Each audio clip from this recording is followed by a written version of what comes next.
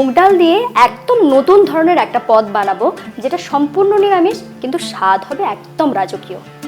বড় অনুষ্ঠান বাড়ি কিংবা ছোটখাটো গ্যাদারিং যে কোনো জায়গাতেই বানাতে পারেন, প্রশংসা কিন্তু নিশ্চিত। খুব সহজে জেনে নেব, সঙ্গে রইলাম আমি ঋতুপর্ণা।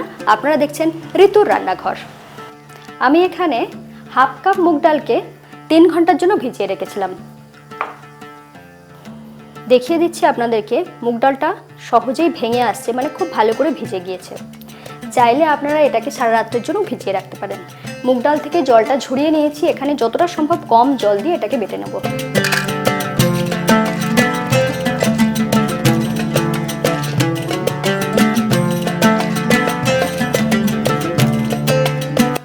সাথে দিয়ে দিচ্ছি 2টো কাঁচা লঙ্কা আর দিয়ে দেব 3 টুকরো আদা। এরপর এটাকে বেটে নেব।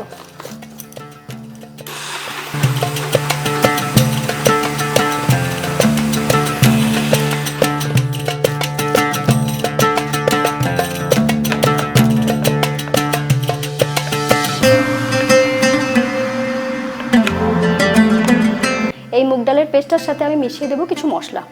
দিয়ে দিচ্ছি স্বাদ মতো নুন, দিচ্ছি হাফ চা চামচ হলুদ গুঁড়ো, দিচ্ছি সামান্য একটু গরম মশলা গুঁড়ো।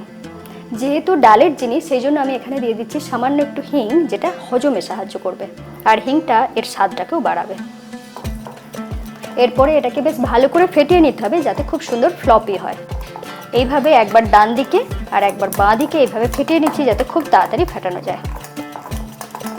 ফেটাতে ফেটাতে যখন দেখবেন এর পরিমাণটা ডবল হয়ে গিয়েছে সেই পর্যন্ত ফেটিয়ে নেবেন।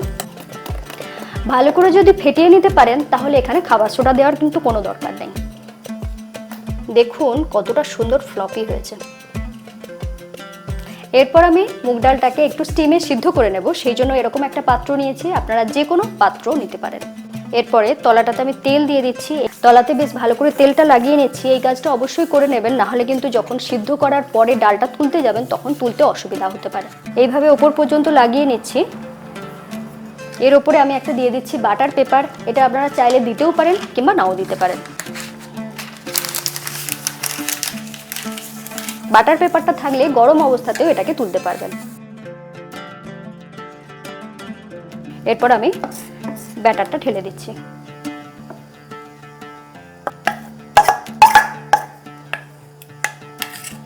এরপর ওপরের দিকটা আমি এরকম করে মিলে দিচ্ছি যাতে সমান হয়ে যায়। এইভাবে একটু ঠুকে নিচ্ছি যাতে ওপরের সারফেসটা সমান হয়ে যায়। এরপর ওপরের দিক থেকে আমি অ্যালুমিনিয়াম ফয়েল দিয়ে এটাকে বন্ধ করে দিচ্ছি।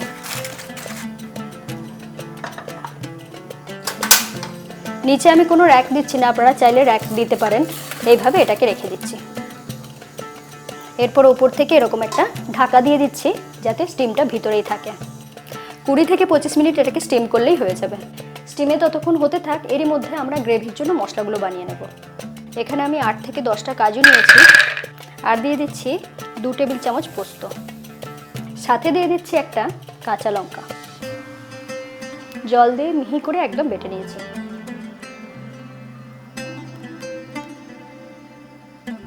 ঘড়ি ধরে এটাকে আমি 25 মিনিট স্টিম করে নিয়েছি, এরপর বন্ধ করে দিচ্ছি। এরপর এটাকে ঢাকা খুলে ঠান্ডা হতে দেব। ঠান্ডা হয়ে যাওয়ার পরে আপনাদেরকে দেখাচ্ছি। দেখুন বাটার পেপার ধরেই কিন্তু উঠে এলো। দেখুন কত সুন্দরভাবে উঠে এলো। এখানে আপনাদের একটা গুরুত্বপূর্ণ কথা বলে দিই, এটা যে বানালাম এটাকে পিস পিস করে কেটে ফ্রিজে এয়ারটাইট কন্টেনারে রেখে দিতে পারেন। যখন মন চাইবে তখনই রান্না করে নিতে পারেন। প্রথমে মাছ বরাবর আমি কেটে নিচ্ছি। দেখুন কতটা ফ্লপি হয়েছে।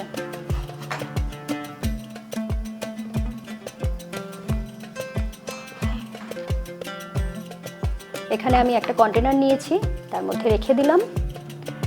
ঢেকে এটাকে আমি ফ্রিজে রেখে দেবো। এটাকে আমি পিস পিস করে কেটে নিচ্ছি, যেমন ইচ্ছা ছোট কিংবা বড় সেইভাবে পিস করে কেটে নেবেন।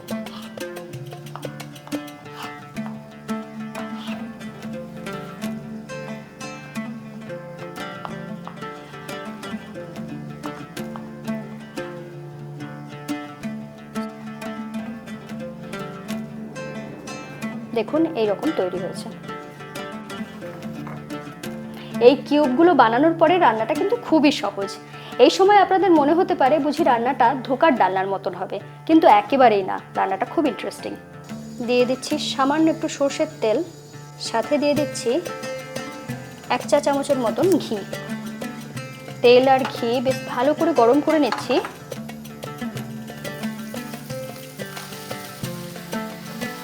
এটা একদম হালকা করে ভেজে নেব।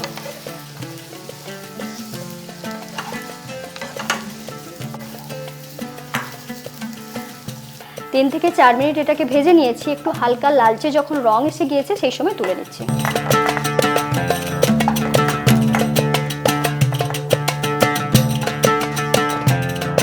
আবার নতুন করে দিয়ে দিচ্ছি সর্ষের তেল, দিয়ে দিচ্ছি সামান্য একটু ঘি।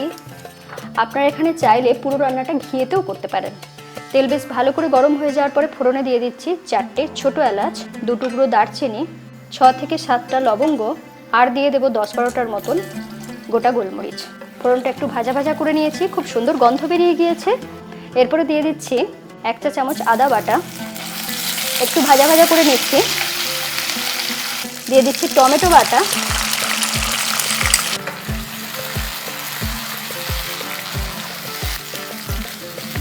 দেখুন টমেটোটা থেকে তেল ওপরে উঠে এসেছে, তার মানে টমেটোটা কষানো কমপ্লিট হয়ে গিয়েছে। এরপর এখানে দিয়ে দিচ্ছি কাজু আর পোস্তর যে পেস্টটা বানিয়ে রেখেছিলাম সেটা।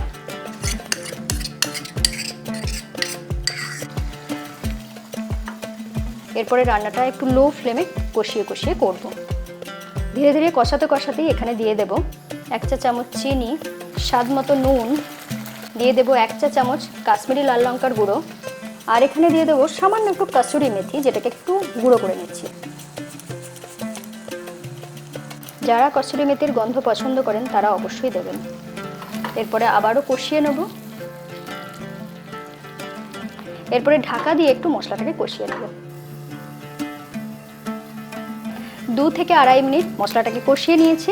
এরপর দেখাচ্ছি, দেখুন কত সুন্দর দেখতে হয়ে গিয়েছে। এরপর দিয়ে দিচ্ছি মশলা ধোয়া জল, আর সাথে দিয়ে দেব 1/2 কাপ দুধ।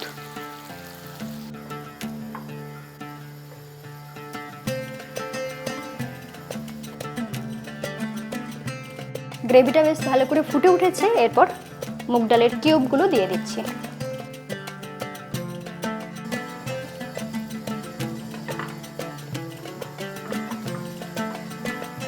সামান্য একটু গরম মশলা দিয়ে দিচ্ছি।